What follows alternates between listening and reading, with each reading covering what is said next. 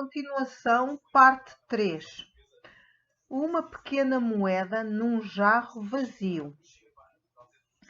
Por que deveria o Estado concordar em reembaralhar as cartas, uma vez que o dano material causado pelo terrorismo é insignificante? O Estado poderia, em tese, não fazer nada ou tomar medidas fortes, mas discretas, distante das câmaras e dos microfones. De facto, é exatamente o que os Estados fazem, mas às vezes eles se destemperam e reagem com força demais. E publicamente fazendo com isso o jogo dos terroristas. Porque os Estados são tão sensíveis às provocações terroristas. Os Estados têm dificuldade para resistir a essas provocações porque a sua legitimidade baseia-se na promessa de manter a esfera pública livre de violência política. Um regime pode resistir a catástrofes terríveis e até mesmo ignorá-las, contanto que a sua legitimidade não se baseie em evitá-las. Por outro lado, um regime pode entrar em colapso devido a um problema menor, se ele for visto como capaz de minar a sua legitimidade. No século XIV, a peste negra matou 1/4 e metade da população europeia, mas nenhum rei perdeu o seu trono em consequência disso, e nenhum deles se esforçou muito para terminar com a peste. Ninguém pensava, então, que evitar pestes era parte das tarefas de um rei. Por outro lado, governantes que permitiram que a heresia religiosa se disseminasse nos seus domínios arriscavam a perder a coroa, mesmo até a sua cabeça. Hoje um governo pode adotar em relação à violência doméstica e sexual uma abordagem mais suave do que em relação ao terrorismo, porque, apesar do impacto de movimentos como o Me Too, o estupro não compromete a legitimidade do governo. Na França, por exemplo, são relatados às autoridades mais de 10.000 casos de estupro por ano e provavelmente dezenas de milhares de outros não são reportados.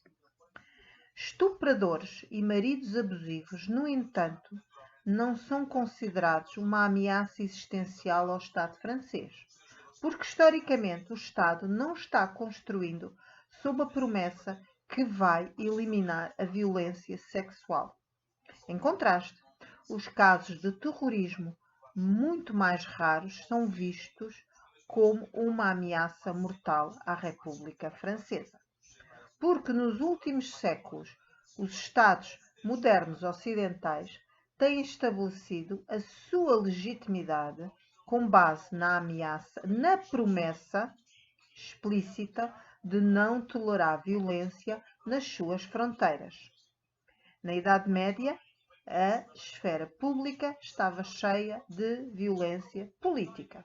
De facto, a capacidade de usar violência era bilhete de entrada no jogo político, e quem não a tivesse abdicava de voz política. Inúmeras famílias nobres, assim como cidades, guildas, igrejas e mosteiros, mantinham forças armadas. Quando um abade morria, surgia uma disputa sucessória, facções rivais que compreendiam monges, poderosos locais e vizinhos preocupados. Frequentemente recorriam às armas para resolver a questão. O terrorismo não tinha lugar num mundo assim. Quem não fosse forte o bastante para causar danos materiais substanciais não tinha importância. Se em 1150 alguns muçulmanos fanáticos assassinassem um punhado de civis em Jerusalém, clamando que os cruzados deixassem a Terra Santa, a reação seria mais de escárnio do que de terror. Para ser levado a sério, era preciso, pelo menos, ter obtido o controle de um ou de mais castelos fortificados. O terrorismo não preocupava nossos ancestrais medievais, porque eles tinham problemas muito maiores com os quais lidar. Durante a era moderna, Estados centralizados, aos poucos, reduziram o nível da violência política dentro dos seus territórios. E nas décadas recentes, países ocidentais conseguiram erradicá-la por completo. Os cidadãos da França, da Inglaterra ou dos Estados Unidos podem lutar pelo controlo de cidades, corporações, organizações e até mesmo o próprio governo, sem precisar de qualquer força armada. O comando sobre trilhões de dólares, milhões de soldados e milhares de navios e mísseis nucleares passa de um grupo de políticos para o outro, sem que seja disparado um único tiro. As pessoas acostumaram-se a isso e consideram seu direito natural. Consequentemente, até mesmo atos de violência esporádicos que matam algumas dezenas de pessoas são vistos como uma ameaça mortal à legitimidade e até à sobrevivência do Estado. Uma pequena moeda num grande jarro vazio faz muito barulho. É isso que faz o teatro do terrorismo ser tão bem sucedido. O Estado criou um enorme espaço vazio para a violência política e agora funciona como uma caixa de ressonância, amplificando o impacto de qualquer ataque armado, mas mesmo que pequeno. Quanto menos violência política houver num determinado Estado, maior será o choque do público ante um ato de terrorismo. Matar algumas pessoas na Bélgica ganha mais atenção do que matar centenas na Nigéria ou no Iraque.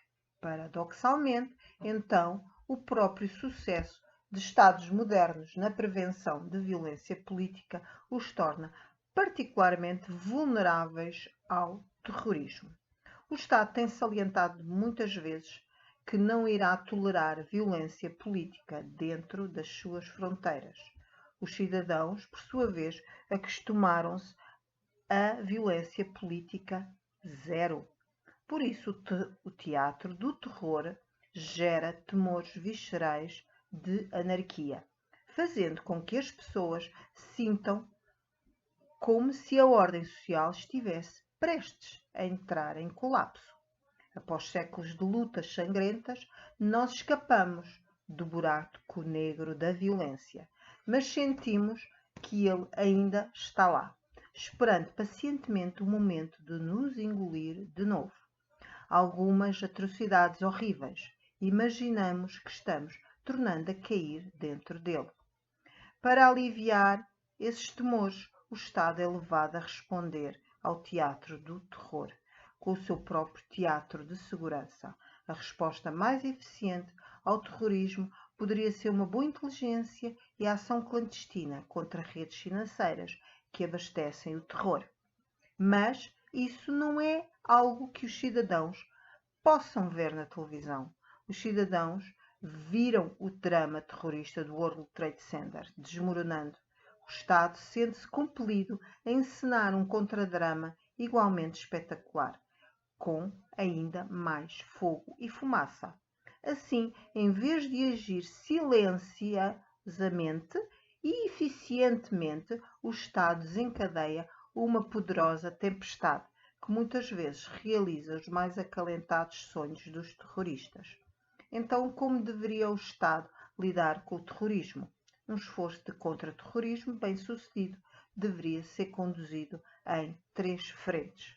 Primeiro, governos deveriam concentrar-se em ações clandestinas contra redes de terror. Segundo, mídia deveria relativizar as coisas e evitar histeria. O teatro do terror não poderá ter êxito sem publicidade. Infelizmente, a mídia muitas vezes fornece essa publicidade de graça. Ela relata obsessivamente os ataques de terror e infla em muito o seu perigo. Porque relatos sobre terrorismo vendem muito mais jornais do que relatos sobre diabetes ou poluição do ar. A terceira frente é a imaginação de todos nós e de cada um de nós. Os terroristas apoderam-se dela e a usam contra nós. Muitas vezes ficamos ensaiando o ataque terrorista no palco de nossa mente, lembrando o 11 de setembro ou dos últimos atentados a bomba suicidas. Os terroristas matam 100 pessoas e fazem com que 100 milhões imaginem haver um assassino à espreita atrás de cada árvore. É a responsabilidade de cada cidadão liberar sua imaginação dos terroristas e nos lembrarmos das verdadeiras dimensões dessa ameaça. É o nosso próprio terror interno que incita a mídia a se obcecar com o terrorismo e o fracasso e o governo a reagir com exagero. O sucesso ou o fracasso do terrorismo, portanto, depende de nós, se permitirmos que a nossa imaginação seja presa dos terroristas e depois reagirmos com exagero aos nossos próprios medos. O terrorismo